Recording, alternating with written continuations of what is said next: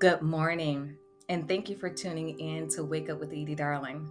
I'm your host and ambassador of peace, Edie Darling, and I truly count it a joy and a blessing to speak life into your life.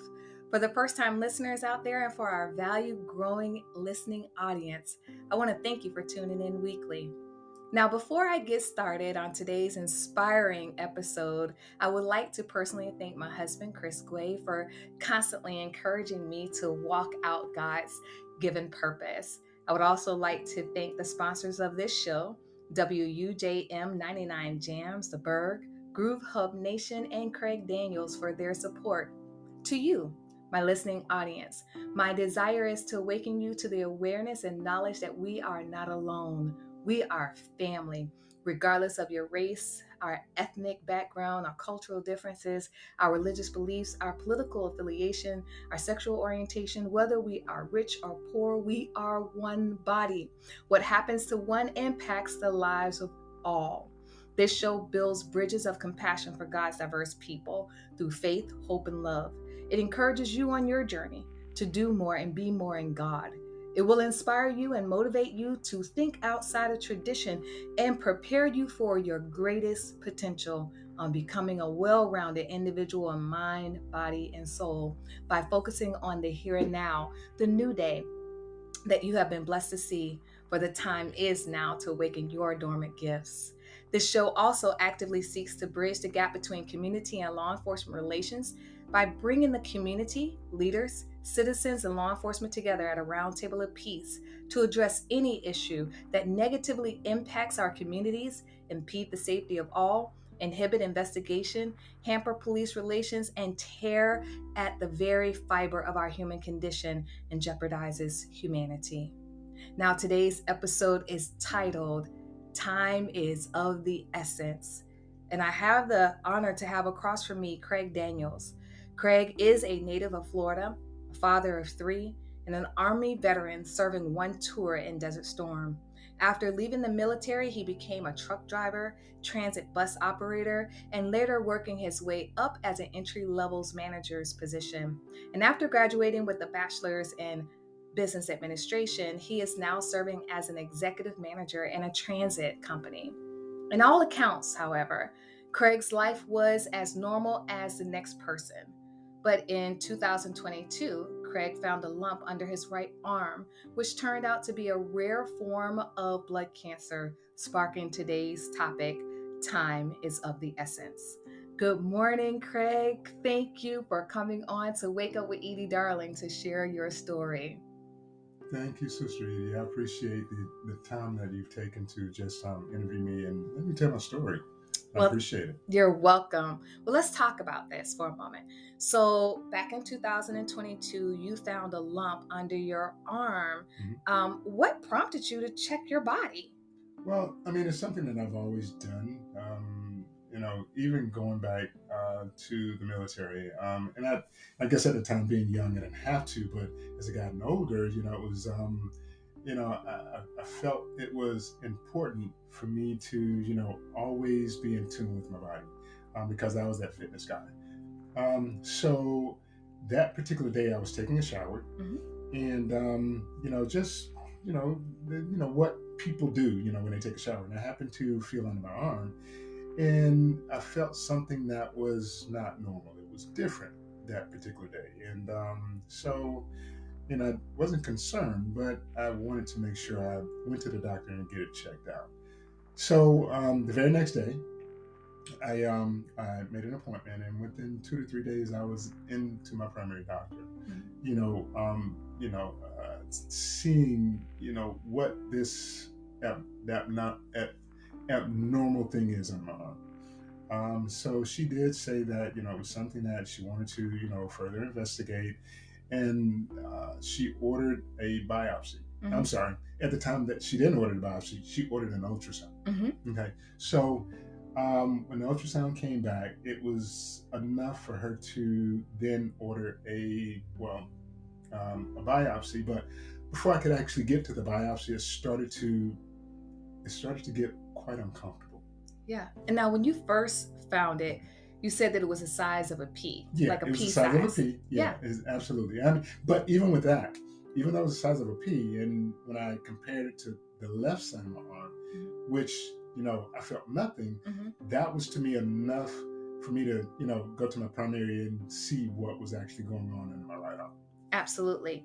So you get the ultrasound, and she said that there's definitely some activity Right. here, and we need to get it checked out. Absolutely. So some time, goes by, Right. and then it starts, as you mentioned, it starts getting uncomfortable, and then you wind up going to urgent care. Yeah, I went to urgent care, and because of course, it was evident that it was growing, and I think at that time it was golf ball size. Yeah, so this happened quick. Yeah. It was happening really quick. So it went from April, from what I heard you say, from Yep. April to June. So it went from a pea size to a golf ball size within a matter of days. Yeah. We're talking about probably a little bit more than 30 days. Yeah. Okay. So you go to urgent care. Yes. And what happens? So she also saw that, there was, again, activity, and I had to explain to her the amount of time that had,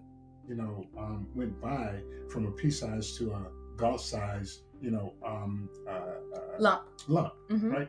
So she said, okay, so what I'll do is I will order you it was a biopsy. It was a needle biopsy. So the funny thing about that is when I went back to the doctor, actually from the doctor, we did the appointment. Okay, so it was kind of confusing to the person that was doing the biopsy, because he said, is this your primary doctor? And I said, no, this is not my primary doctor. So why did this person order, a needle biopsy? And I said, I have no idea. So come to find out, long story short, that she was supposed to send me back to my primary so that my primary could order that biopsy, but she ended up doing it, which was saving me a lot of time, and have no idea. Going back to the title, time was of the essence, because what we found out was that it was a rare form, like you said, but it was an aggressive form of lymphoma. And yours was initially, it revealed a B-cell lymphoma. Right. But down the line, after you had another, and we'll get to that, but after you had another biopsy, they were really able to kind of pinpoint it down to a T-cell lymphoma with B-cell colonal bodies. Right, exactly. So the way that went was after the needle biopsy, it came back presenting itself as a B-cell lymphoma. Okay, but inconclusive. Right. So that's the reason why they ordered the excisional biopsy.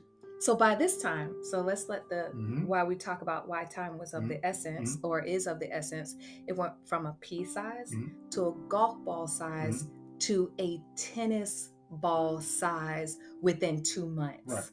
Right. This is like my mind is spinning here just hearing you tell this story. Yeah. So, okay, so you get the the incision biopsy, and it's like rush, boom, boom, boom. Yeah. You're now getting chemotherapy. So that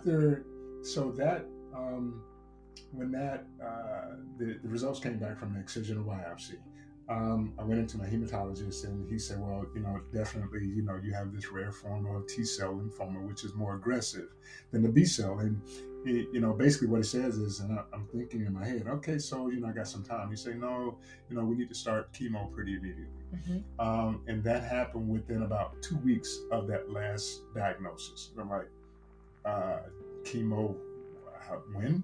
Yeah. He said 2 weeks. So let me ask you a question. Absolutely. When all of this happened, right?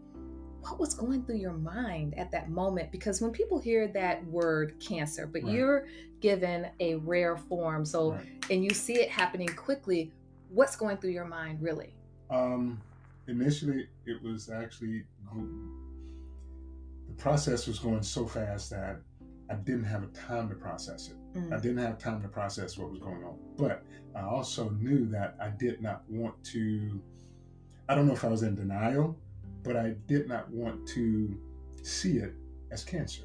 I get exactly what you're saying. I didn't want to see it as cancer. But what I did do is call it what it was. Mm-hmm. It was T-cell lymphoma. So when people ask me, or when I would reveal my story or tell my story, I would just say, I have lymphoma. Mm-hmm. I called it what it was. Right. It doesn't have me. I have it. Right. I'm calling it Right. out. I'm calling it out. And I am going to control the narrative. Yes. And I'm not going to be like everybody else. No, you have this. No. This is what I do have.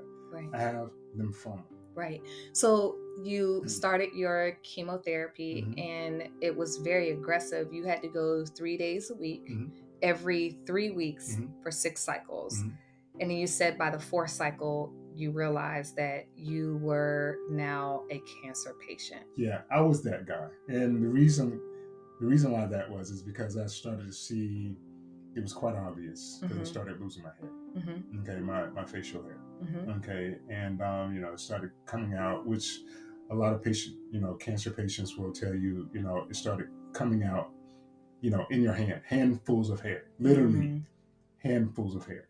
So at that point, it was nothing I could do about where I was at that time, except to try to stay positive about the situation that I was in, the process that I was going through.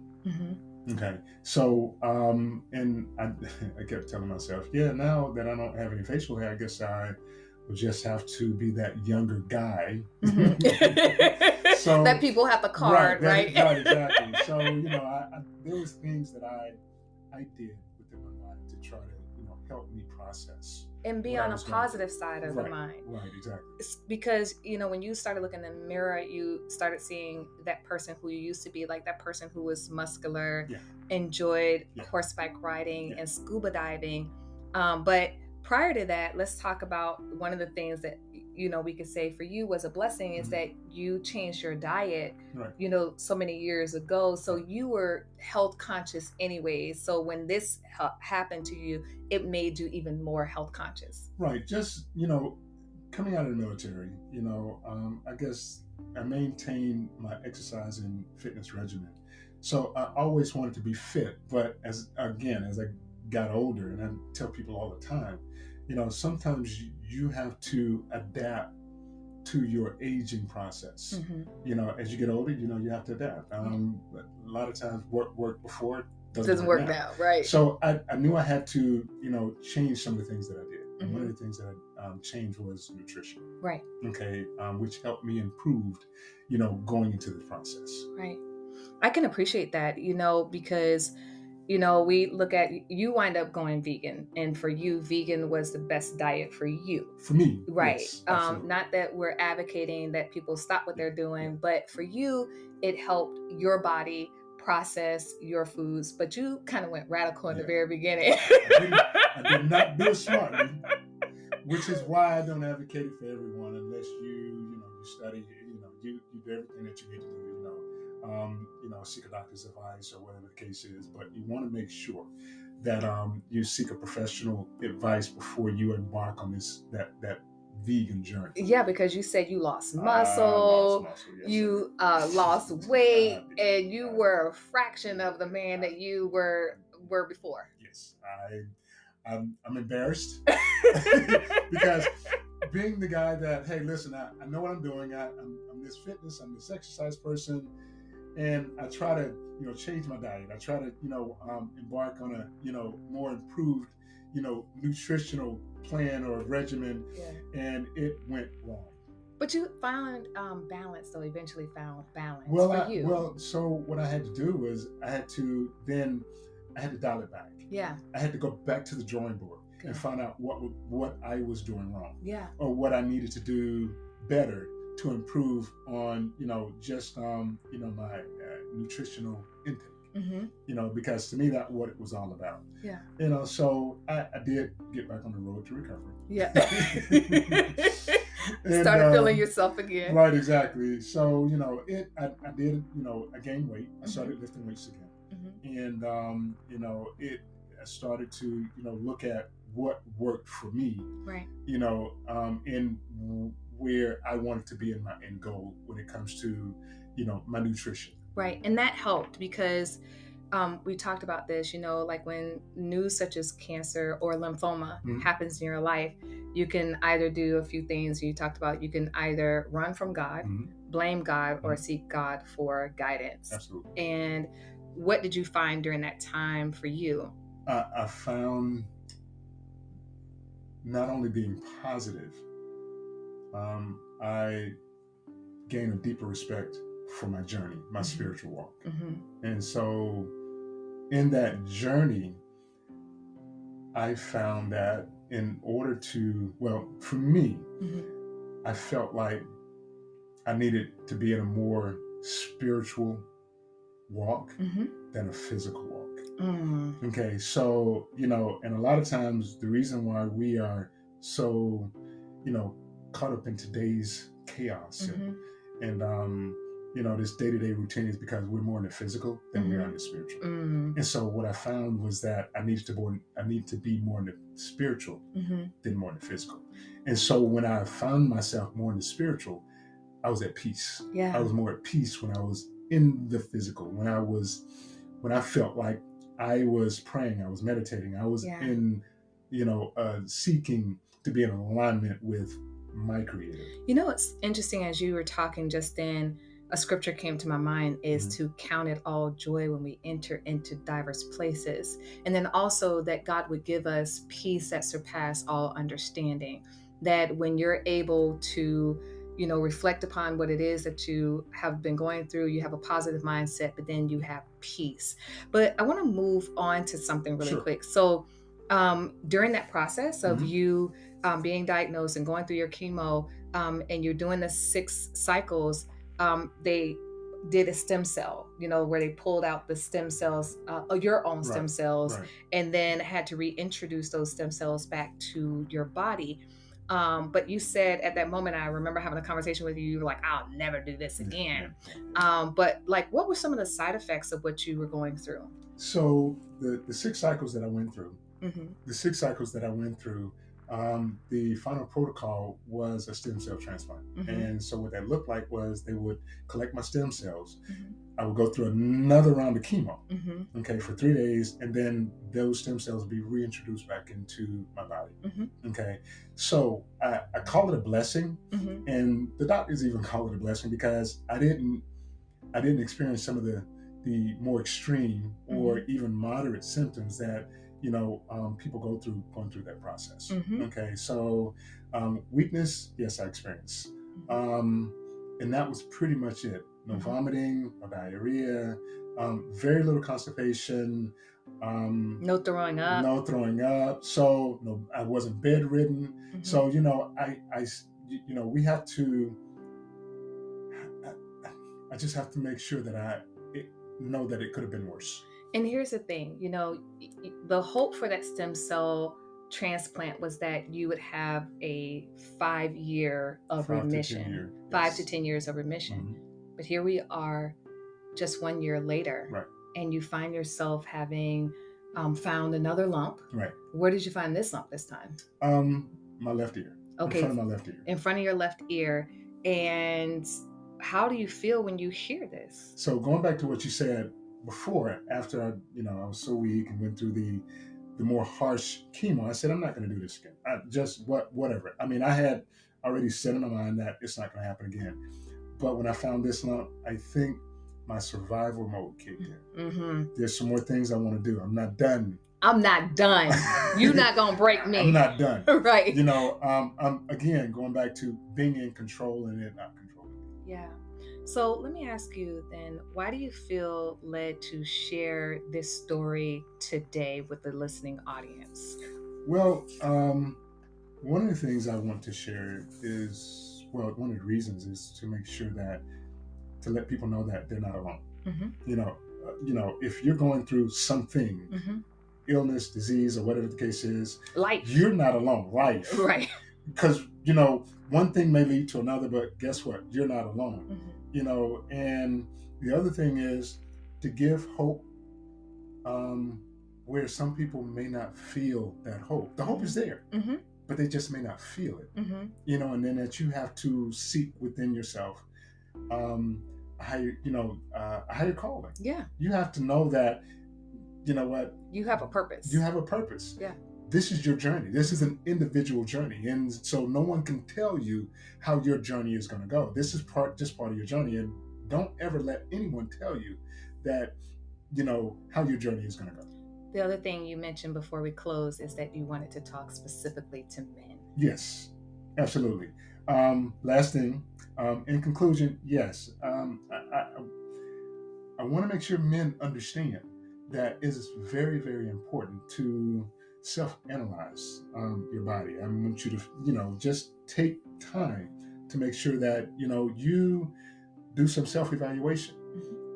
And if that means that you need to go to the doctor, then that's what you need to do. But this final thing is to make sure that you're comfortable with your primary care. Yes.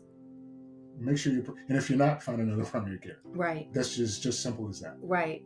Because one of the things I found is because you said something, know thyself. You got to know yourself.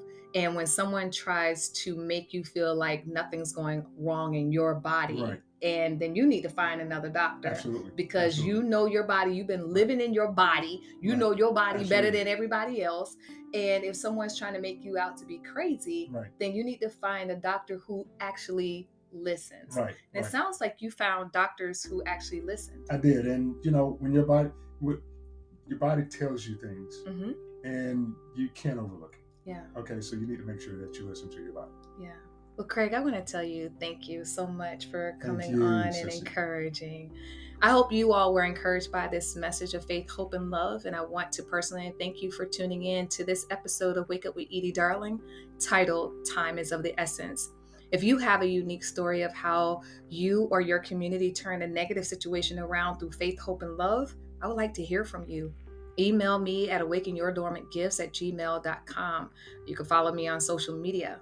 Also, if you feel your community, business, organization, or government entity are stuck and can't seem to move forward for the sake of all, and you desire a peaceful resolution, I am here for you. Now, before we close out this episode, I would like to leave you all with a parting prayer. Father God, we come seeking you right now on behalf of your people who are hurting, crying, and simply lost without you. Reintroduce yourself to your people, Lord. Teach us your ways. Reveal yourself to us like only you can. Open our eyes to receive your truth that sets captives free. For whom the Son sets free is free indeed. Help us to establish a personal relationship with you. May we continue to look to the hills from which cometh our help, for our help comes from you, Lord. Build us up daily. Protect us, guide us, and reassure us that we are not alone. Awaken our spiritual gifts, Lord. May we use our gifts to glorify you. May we never become jealous of the gifts of others, but to always encourage one another to uniquely be themselves, for we are wonderfully made in your image. Father, we pray. Amen.